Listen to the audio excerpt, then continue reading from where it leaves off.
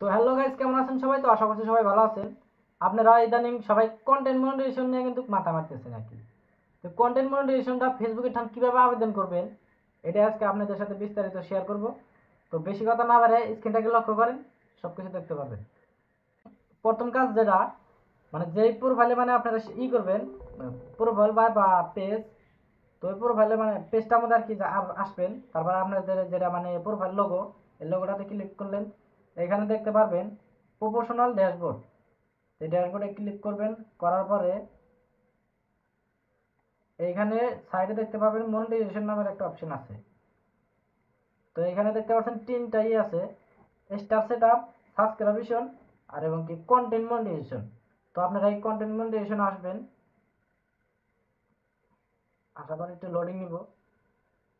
এই অপশনে আসবেন, আসার পরে এখানে দেখতে পাচ্ছেন আই অ্যাম ইন্টারেস্ট। তো আই অ্যাম ইন্টারেস্টে ক্লিক করলেন।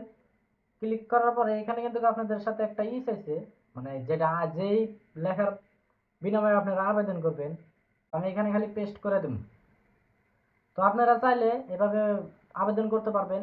আর যদি আমার এই যে লেখাটা আছে, এই লেখাটা যদি আপনারা চান তাহলে আমার কমেন্ট বক্সে পিন করে দেওয়া থাকবো, তো এখান থেকে আপনারা নিতে পারবেন। তারপরে এখানে কি করবেন, সাবমিট, এখানে ক্লিক করে দেবেন, সাবমিট করে দেবেন।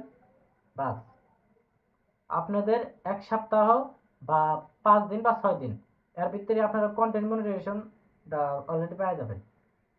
তো আজকের মতো ভিডিওটা এইটুকাই। ভালো লাগলে লাইক করবেন, শেয়ার করবেন আর পেজটাকে ফলো করে পাশে থাকবেন।